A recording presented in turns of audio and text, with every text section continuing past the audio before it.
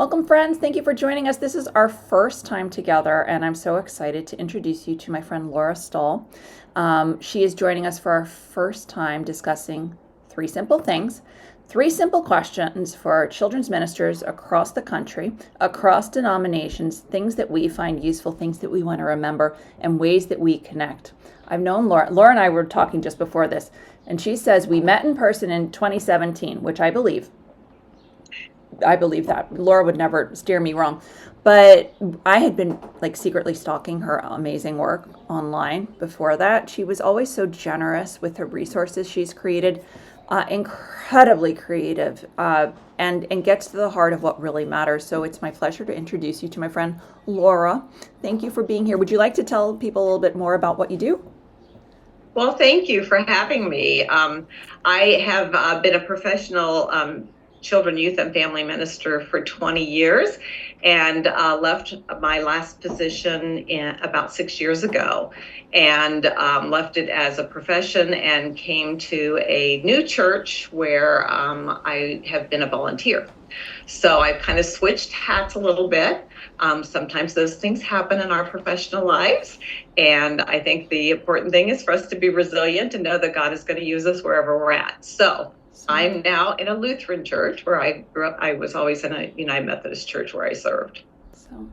And have just loved, continued to be able to serve children. I've actually filled in this past year for the person who was supervising Sunday school. She retired and we didn't have a new pastor in place. So I was able to jump in and help in that regard. So it's been fun. Of course you jumped in. Laura could jump in with like no notice. It'd be great. So first simple question.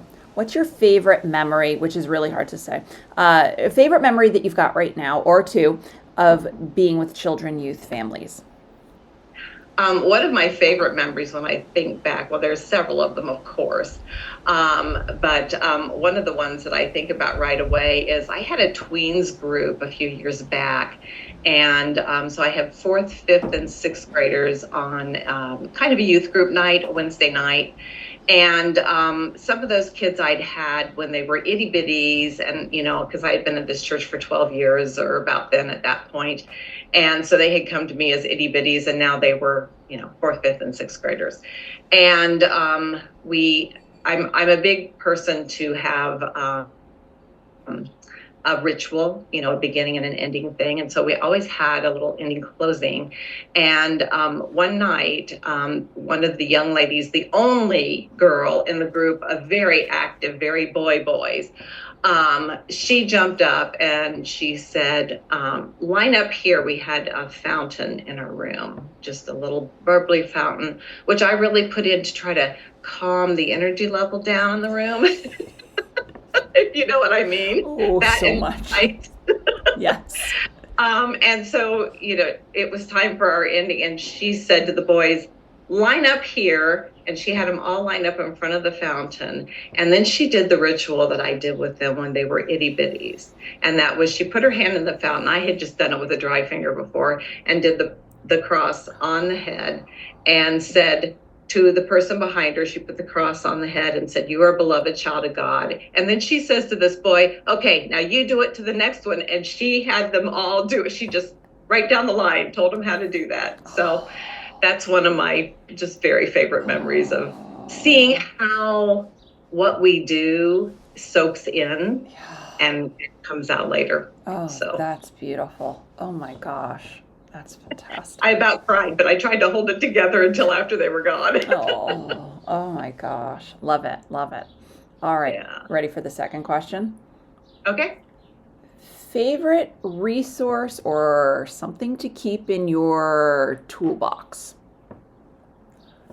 Got a couple of mine. First thing, if you have a resource that has pronunciations of the Bible, all those Bible words are so important to just help the kids because everybody, when they're learning the Bible, stumbles over those.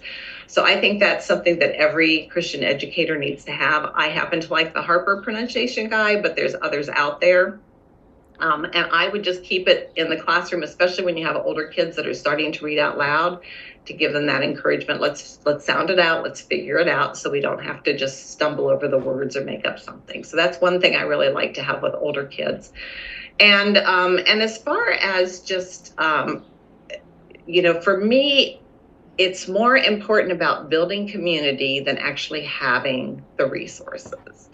I have learned over the years that having those morning rituals as they come in and the rituals as they leave are very important, and just building that community space with the kids, having them help one another rather than having the teacher do everything, having them help one another, having them encourage one another, doing things like affirmations, doing things like group projects, I think are so important to build community.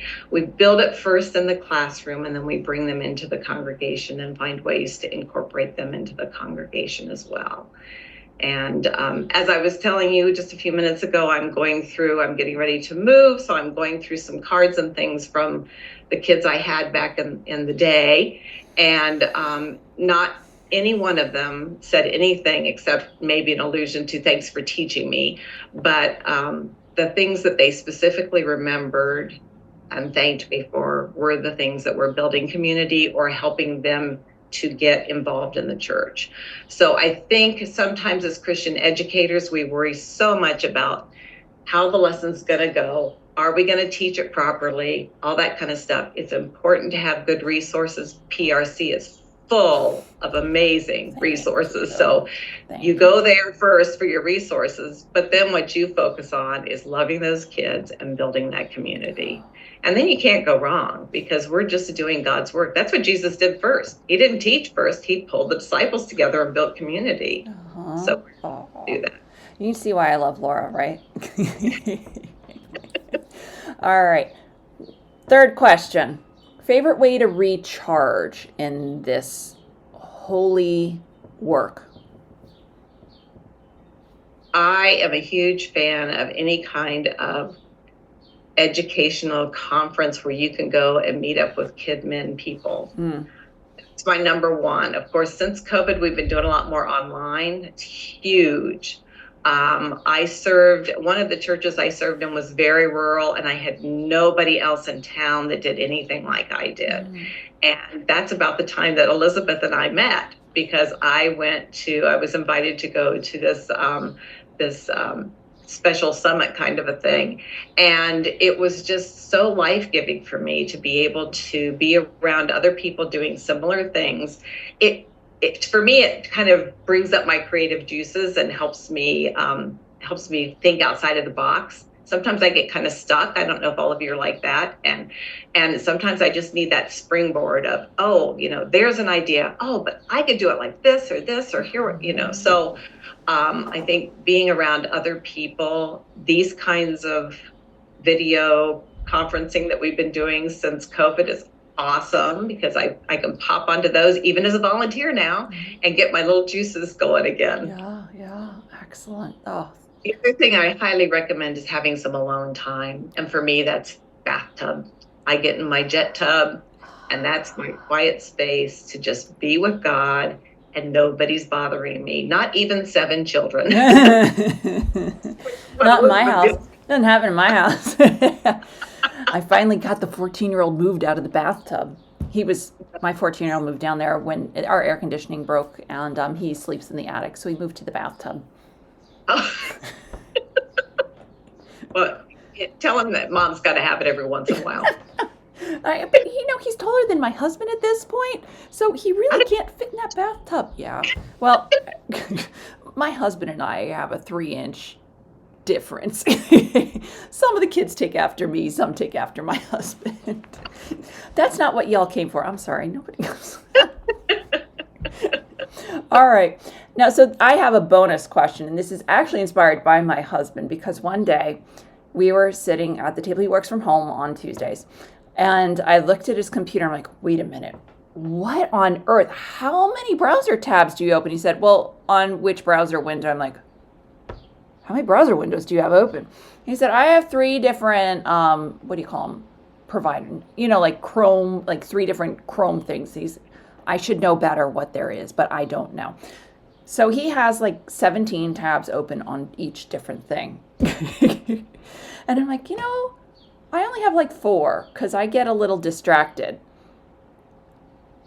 But I think there's a lot of variance in that. And my kids were all chiming in with what they have. So, how many browser tabs do you have open, Laura? I have 3. You have 3. I like my computer nice and neat. I like what I'm working on to be my focus because I'm very distractible. I am like a 3-year-old. It's like squirrel, squirrel. That's how I am. And I approach classrooms that way. Like I keep things very minimal. But then there's some kids, I have to remember, there's some kids that need more than that. So I have to make other spaces.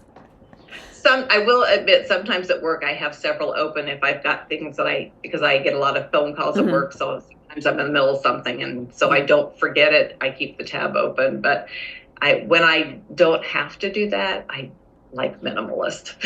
I hear you. But those of you that are not minimalist, we love you too. All right, Laura, thank you for joining us here. This was so much fun to catch up with you and share your wisdom. Thank you. So you will see Laura on our Facebook page. Like, now you know who Laura is. She's fantastic. Ask her questions. She has so many great ideas and so many great resources. Thank you, Laura. Thank you, friends. Thank you. Good day.